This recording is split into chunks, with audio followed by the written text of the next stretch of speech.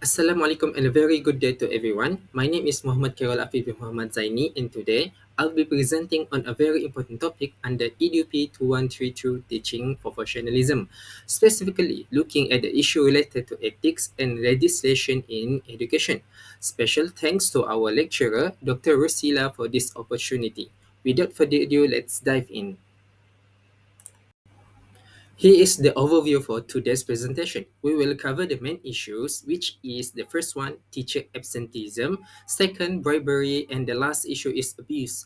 And finally, we will end with references. Each issue will be supported with real-life case studies, legal analysis, and also consequences and recommendation.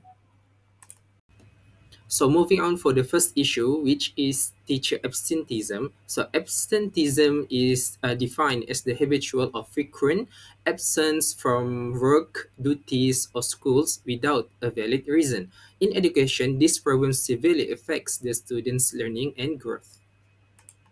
So a brief overview for our case study, which involves English teacher Muhammad Jainal Jamran from SMK Taun Gusi Kota Belud Sabah and three brave former students which are Siti Nafira Siman, Usia Sabadarin and also Nur Natasha Alisha Hamali. So generally for the first issue, three former students from SMK Taun Gusi in Kota Belud Sabah has successfully sued their English teacher, Muhammad Jainal Jamran, for being absent from teaching in their class for 7 months in 2015. Other than that, they also sued their principals, which is at the time Sweet Hanafi. The court ruled that their rights under the Education Act 1996 and also the Constitution were violated. So each student was awarded 50,000 ringgit in damages to be paid jointly by the five defendants. So let's take a short moment to watch a video highlighting this case. Culture gets deeply embarrassing to our nation's education system. It has stolen the rights of my education and all students who have suffered, particularly in Kota Belud Sabah. This culture continues headstrong with little consequences from the nation's principals and the Ministry of Education.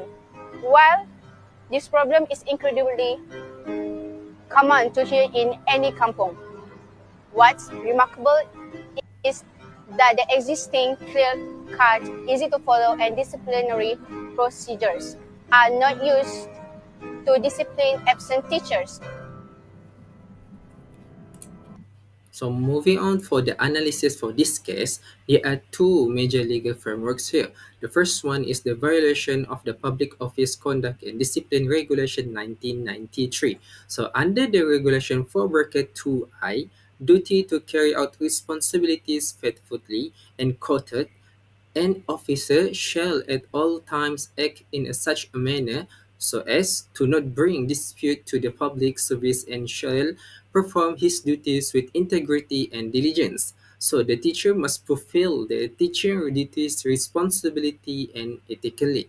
So based on this case, the teacher failed to show up for class for 7 months, completely abandoning teaching responsibilities. This is a direct violation of the principles of diligence and integrity in the public service. So moving on for the first framework regulation under 4.2d, absence without leave AWOL. So it is quoted that an officer shall not be absent from duty without leave or without prior permission or without reasonable excuses. So based on this regulation, it is informed that any civil servants or government servants must request permission to take time off. If they fail to do so, it is termed unauthorized absence, a major violation of the civil service norms. So in this case, the teacher basically reported did not have authorization or a solid justification for his extended absence. This will constitute AWOL, which are absence without official leave, and would result in disciplinary action such as warning, suspension, or dismissal. So moving on for the second legal framework, which is Education Act 1996, Act 550. In Section 17, bracket 1, duties of teachers. It is quoted that a teacher shall be responsible for the physical and mental development, discipline, and also education of pupil. So in this regulation, it is mentioned that teachers are legally required to perform their responsibilities efficiently, which involve a holistic development of the students, which include the mental, emotional, and also moral values. So if a teacher in this case extended absence will directly hamper the pupils' learning and growth. Students miss out important academic content because of there was no replacement for the teacher, especially for the 7 months that the teacher is already absent, in which this could have influence on the student future. So moving on, under Section 18, responsibility of principal and school authorities, it is quoted that the head teacher or the principal shall ensure that the school complies with all the regulation and provides a proper standard of education. So based on this regulation, when instructors, especially the teacher in mention, fail to fulfill their responsibilities because he is absent for 7 months, school management must monitor and take action. It is their responsibility to report absenteeism and take appropriate action, including schedule substitutes.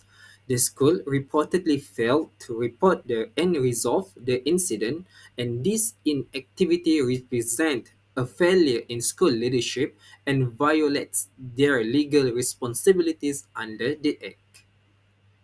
Alright, so moving on after analysis is the consequences. We will look into the teacher first. The first one is increased accountability. So this is to ensure that all educators, such as teachers, meet professional standards, yet excessive scrutiny can stifle creativity and autonomy, hindering dynamic teaching. So schools and education authorities may implement stricter monitoring mechanism and disciplinary action for absenteeism or neglect of duty. So the second one is erosion of trust. Negative portrayals and frequent scandals weaken the public perception, challenging respect and collaboration and mutual confidence in teachers' expertise. So this can lead to negative perception of teachers as a whole, even though the issue may be isolated to a minority. So the third one and last one is impact on motivation. So while aiming to improve standards, increased scrutiny and fear of litigation could negatively impact the teacher morale and motivation if not handled sensitively and with adequate support. Alright, moving on for the second consequences is toward student. So the first one is awareness of rights. So student understanding their right foster empowerment but may lead to conflicts or misuse against teachers and institution. So student will voice their concern or readiness if the educational needs are not being met. The second one is improved learning environment. So this case should lead to a more consistent and quality learning environment with reduced teacher absenteeism, meaning that all the teachers will already meet their professional standards and also doing their responsibility effectively. So the third one is potential for distrust. Unreliable policies or unfair treatment erode student confidence in educators, especially teachers, creating barriers to effective communication and academic progress. Last but not least, for the last consequences is for the stakeholder. So the first one is increased parental involvement.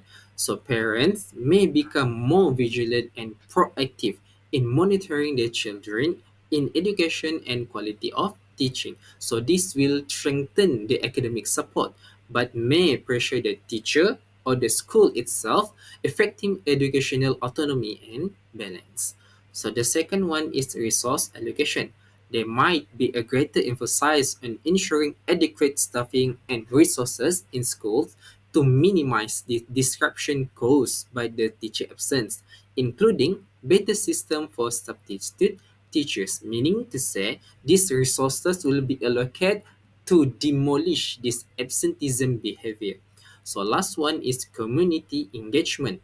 So these cases could spark a broader community discussion about the importance of education and the responsibility of all the stakeholders in ensuring a positive learning, meaning to say all the community will combine together, will discuss together to ensure this absenteeism issue can be solved and demolished. Alright, moving on, we're gonna go for the recommendation. The first one is clear guidelines and consequences. So establish clear and well communicate policies, outline acceptable reasons for absence, the process for reporting absence, and a progressive disciplinary framework for unauthorized or prolonged absenteeism. So basically, this will establish rules and precaution to ensure fairness and accountability while reducing ambiguity towards the absence consequences. The second one is mentorship and peer support. So implement strong mentorship program for new teachers especially and foster a culture of peer support among educators, especially teachers. This can help address challenges early and promote a sense of responsibility and professionalism. So the last one is performing evaluation.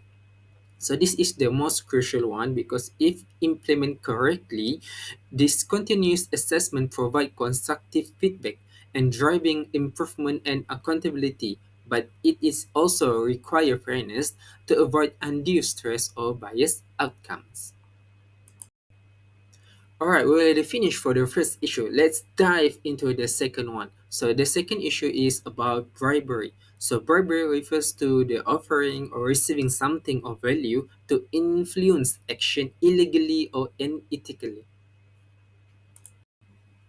Alright, for the second issue is all about a single English teacher, Abdul Aziz Hussein, who's received a bribe money totaling RM 33,870 ringgit and 10 cent for a canteen contract and other services.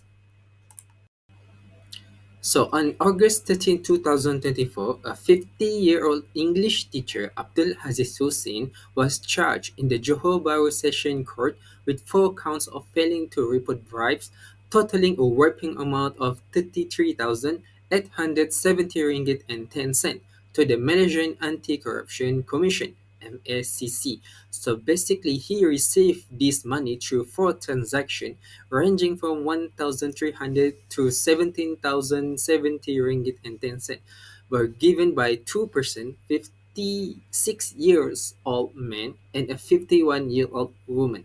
So Abdul Aziz pleaded not guilty under the section 25 in bracket 1 of the MACC Act 2009. Although he pleaded not guilty after receiving a huge sum of money for the canteen contracts and other services, he faces potential fines and jail time. Bail was set at 20,000 ringgit with strict condition. The bail condition include monthly reporting to the Batu Pahat MACC office and surrendering his passport to the court. Let's watch a short clip summarizing the court case. A teacher was charged at the Sessions Court here today over 4 counts of receiving bribes amounting to 33,870 ringgit in November 2022 and January last year. The accused, Abdul Aziz Hussein, 54-year-old, pleaded not guilty before Judge Dato Ahmad Kamal Arifin Ismail after the charges were read to him. Based on the charge sheet, Aziz, a teacher at a school in Batu Pahat, was alleged to have received bribes from 2 individuals, including a company owner, totaling 33,870 ringgit. He failed to report the matter to the Malaysian Anti-Corruption Commission, also known as MACC. The offences were allegedly committed at a bank in Jalan Niaga near Kota Tinggi on November 9, 2022 and January 17, 2023. The charges under Section 25, Subsection 1 of the MACC Act in bracket Act 694 are punishable under Section 25, Subsection 2 of the same Act, which provides for a fine not exceeding 100,000 ringgit, imprisonment for a term not exceeding 10 years, or both. MACC Prosecuting Officer Elise von Meiling appeared for the case, while lawyer Muhammad Razak Sharif represented the accused. The case has been scheduled for mention on September 8 for document submission. Alright, moving on for the second analysis for the second issue, MACC Act 2009 Malaysian Anti-Corruption Commission Act under Section 25 bracket 1 duty to report bribery. So it is quoted that any person to whom any gratification is given, promised, or offered in contravention of this act shall report such gift, promise, or offer together with the name of the person who gave it. So, meaning to say, if anyone is offered, promise, or given gratification, in this meaning is bribery, they must report it immediately. So basically, in this second issue, Abdul Aziz's case, it is alleged that he received a total of 33,870 ringgit 10 cent in monetary gratification across four separate transactions. But he is failed to inform the authorities, neither the MACC nor the police, about this transaction. Such omission could lead to legal consequences, as failing to report instances of bribery undermines accountability and compromise efforts to uphold anti-corruption laws. Alright, moving on for the second section, 25 in bracket 2, penalty for not reporting. It is quoted that any person who fails to comply with the subsection 1 commits an offense and shall on conviction be liable to a fine not exceeding 100,000 ringgit or to imprisonment for a term not exceeding 10 years or to both. So if the teacher keeps silence and does not report, he can be fined or imprisoned.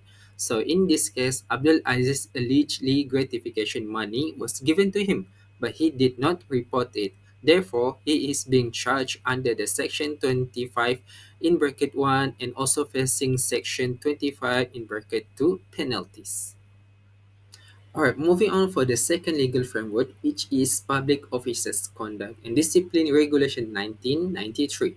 Under the Regulation 4 bracket 2, duty to maintain high standard of conduct and integrity.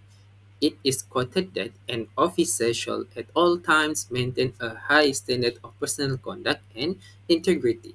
A government servant must be honest, act with integrity, and stay clean in both personal and professional life. They must also avoid the appearance of being corrupt, greedy, and also dishonest. So, for this case, Aziz allegedly violated this responsibility by obtaining 33,870 ringgit and 10 cent from these two private people. Furthermore, he did not report it, creating the impression that he was selling his influence as a teacher. Even if he is eventually found innocent, his action has raised suspicions and harmed public confidence toward teachers. Alright, moving on for the second regulation is 4 in bracket 1 in bracket C, prohibition against conduct prejudicial to the public service. It is quoted that an officer shall not conduct himself in such a manner as to bring the public service into dispute. A government servant protects the government's and civil service reputations by refraining from engaging in any activity that may undermine public trust. In this case, Abdul Aziz reportedly broke this responsibility and is now facing bribery allegations. While his identity is now revealed openly in the media, the public now questions the honesty of the instructor and the education ministry, which has directly caused harm to the image of public servants. Alright, moving on for the consequences, especially teachers. The first one is loss in public trust. The scandal undermines public trust in teacher and civil servants, fostering suspicion and damaging the reputation of public institution, even without a conviction by Abdul Aziz, by eroding faith in their integrity, especially for teachers. The second one is career consequences. Abdul Aziz faces potential suspension or dismissal. Even if acquitted, the scandal could tarnish his whole career prospects, making future promotion or government position difficult due to breach of integrity. And the last one is reduced moral. The scandals lowers morale among colleagues who feel demoralized or mistrust, increasing bureaucracy and tension. This negatively affects teamwork, professional pride, and overall motivation within the school and education system. Alright, moving on for the second consequences is for student. The first one is compromised learning environment. The scandal disrupts the learning environment by creating distrust. Students may become disengaged and the overall atmosphere of the classroom deteriorates, affecting focus, collaboration, and ability to foster meaningful learning. The second one is loss of faith in educators. Students lose faith in educators, especially teachers, when trust is compromised. The perception of dishonesty undermines their respect for teachers, diminishing the authority for educators and making it harder for the teacher to inspire confidence. And the last one, the third one, is indirect neglect. The scandal indirectly leads to neglect of students' needs. With distracted, demotivated staff focus on academic growth and personal development suffers as the institution prioritized shifted away from student welfare and learning. Last but not least, for the consequences for the stakeholder, the first one is reputational damage. The scandal damaged the reputation of stakeholders, including the Minister of Education, schools, and educators. Public trust is eroded, making it harder for this institution to gain support and credibility moving forward. The second one is legal liability. Legal liability risks extend to stakeholders such as the school administration and the government. If found negligent in preventing corruption, they could face lawsuits, penalties, or damage to their credibility and authority. And the last one, the third one, is policy neglect. The scandal placed pressure on policymakers to implement stricter regulations and oversight in the education sector. Stakeholders such as the government of the educational bodies may face demands for increased accountability and anti-corruption measures. Alright, last but not least, let's go deeper into the recommendation. The first one is ethics and integrity training, which is to implement regular ethics and integrity training for educators, especially for the teachers and staff, emphasizing honesty, transparency, and responsibility. This will foster a culture of trust, reduce misconduct, and reinforce accountability in education sector. The second one is mentorship and peer support, which means to conduct regular audits and evaluations of school finances and processes to detect and prevent corruption. Independent oversight ensures transparency, encourages accountability, and helps maintain trust in educational institutions and public service. And the last one, performance evaluation, which is establish a transparent tender system for procurement processes to eliminate favoritism and bribery. Clear criteria and open competition for contracts ensure fairness, reduce corruption risks, and enhance public confidence in educational institutions. Alright, we will be done for the second issue. Now let's dive into the third one. So this is all about abuse, which is abuse is when someone is treated in a cruel or harmful way, physically, emotionally, or mentally. Any wrong or harmful use of something or someone, often in a way that causes damage, hurt, or suffering. So for the overview for this third case, Uma Bonda found the city by Nun Awang Ghazali and the victim 13 years old Down syndrome named Bella and the sentence period of 10 years sentence and 12 years sentence to be served concurrently. Alright, on May 3rd, 2023, a Kuala Lumpur Session Court sentenced Roma Bonda founder Siti Bainon Awang Ghazali to a total of 22 years in prison after finding her guilty of neglecting and abusing a teenage girl with Down syndrome known as Bella. Judge Israelizam Sanusi imposed a 10-year sentence for neglect and a 12-year sentence for abuse to be served concurrently, resulting in a 12-year imprisonment term. Additionally, Siti Bainon was ordered to sign a 5-year good behavior bond with a local guarantor and surety of 5,000 ringgit. She was also mandated to complete 2,000 hours of community service within 6 months while serving her sentence. The charges under Section 31 in bracket 1 in bracket A of the Child Act 2001. Alright, let's take a brief moment and enjoy this video that explain about the third issue. Rumabonda founder Sitibanun At Razali, who has been charged with neglecting and abusing Bella, a 13-year-old girl with Down syndrome, sobbed uncontrollably as 6 children and teenagers previously under her care at the shelter home, including the victim, were brought into the court on Friday. Sitting in the dock, the 30-year-old could not control her emotions when the names were being mentioned, and they entered the courtroom for the identification session behind a curtain. Alright, let's take Bella and the 5 individuals, aged between 3 and 17, were identified by 3 witnesses, namely Company Assistant Manager Zurianti Sudin, Rumah Bonda resident Yasmin Nahar Mahmud, and Legal Research Officer Suhana Zam. Lawyer No Aminato Mardia Matnor, representing Siti Bainun, requested for the 6 to take a look at her clients to see their reactions. Deputy Public Prosecutor Noor Aziza Muhammad objected, saying there was a need to protect the individuals involved as they were children and a victim. However, Judge Israelizam Sanusi overruled the objection on the grounds that it was just an identification process and the 6 individuals were not being called to give statements.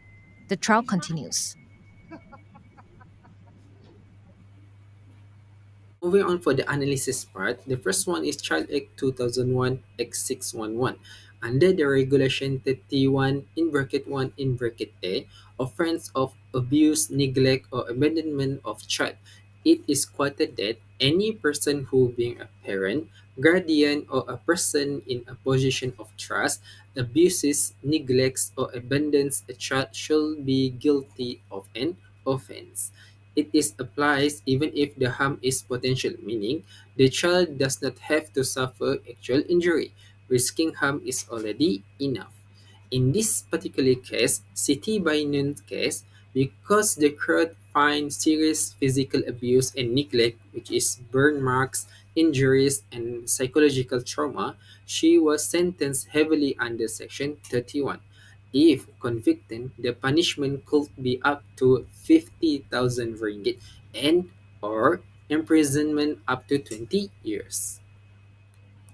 Alright, moving on. Under the Regulation 17 bracket 1, child in need of care and protection.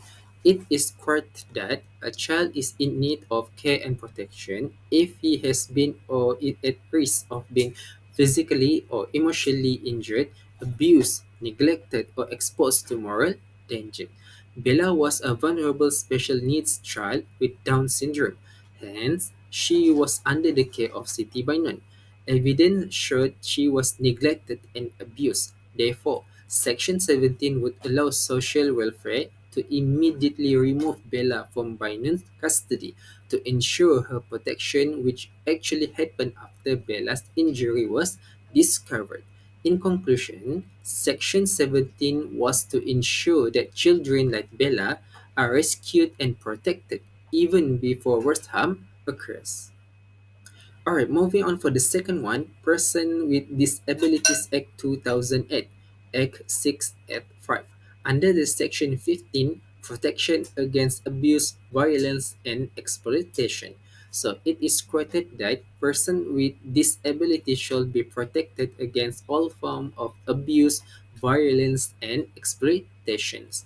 Bella, as a disabled youngster, was under the direct supervision of her care, Siti Bainon, but testimony from the prosecution revealed that she was burned with hot water, physically abused, mentally scared, and neglected both physically and emotionally.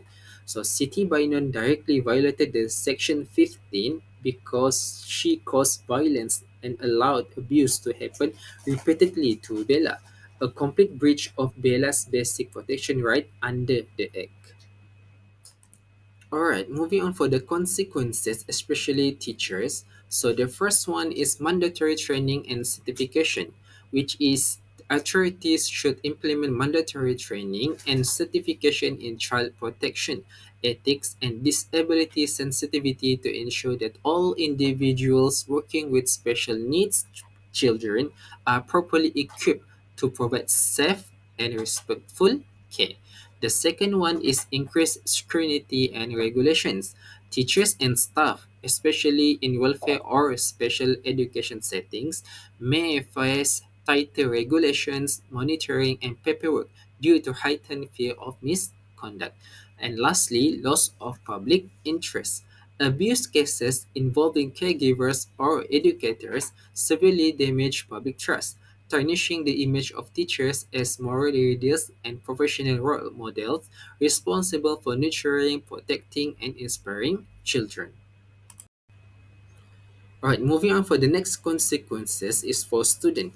The first one is psychological and emotional impact. The case could instill lasting fear, anxiety, and distrust among children towards caregivers, particularly in shelters or international settings, making it harder for them to feel safe, supported, and protected. Second one is potential segregation. Institutions fearing legal liabilities might react by isolating children with special needs rather than promoting inclusive education, leading to further marginalization instead of integrating them fully into the mainstream environment. The third one is advocacy and protection awareness. So positively, the case has ignited public conversation, increasing awareness of the need for stronger advocacy, stricter protection system, and legal reforms to better safeguard vulnerable students and children with disabilities. Last but not least, the consequences is for the stakeholders. So the first one is trust deficit in institution, which means abuse cases like Belas can erode public confidence in care institutions, making families hesitant to entrust their children to shelters or special education facilities due to safety concerns. Second one is stricter licensing. Authorities may impose tighter licensing standards for care centers and special needs institutions, requiring regular compliance audit, background checks, and stronger oversight to prevent any abuse and uphold professional standards. The third one is training and resource allocation. Governments and institutions may be pushed to invest in more comprehensive training programs and allocate better resources to equip caregivers with the skills needed to handle and support children with special needs responsibly. Last but not least, let's dive into the recommendation. The first one is monitoring of childcare facilities, which means regular audits and inspections of childcare centers, orphanage, and foster care system must be strictly enforced to identify signs of abuse or neglect early, ensuring swift corrective actions and safeguarding children's well-being. The second one is mandatory reporting of abuse. So mandatory reporting laws for professionals like teachers and doctors must be strengthened, ensuring any suspicion of abuse is immediately reported to authorities, allowing early intervention before cases escalate into serious harm. Last but not least, the third one is a public education campaign. So raising awareness about child abuse and neglect as well as encouraging others to report suspicious situations can help to prevent future tragedies. The government should step up the efforts to educate individuals of recognizing indicators of abuse. So this is the references that I use for this presentation. And this is the continuity from the previous references that I also used for this presentation. In conclusion, the three issues we discussed today, teacher absenteeism, bribery, and abuse, not only violated laws but also damage public trust, harm students, and undermine the very spirit of education. As future educators, it is our duty to uphold professionalism, ethics, and integrity. Thank you once again.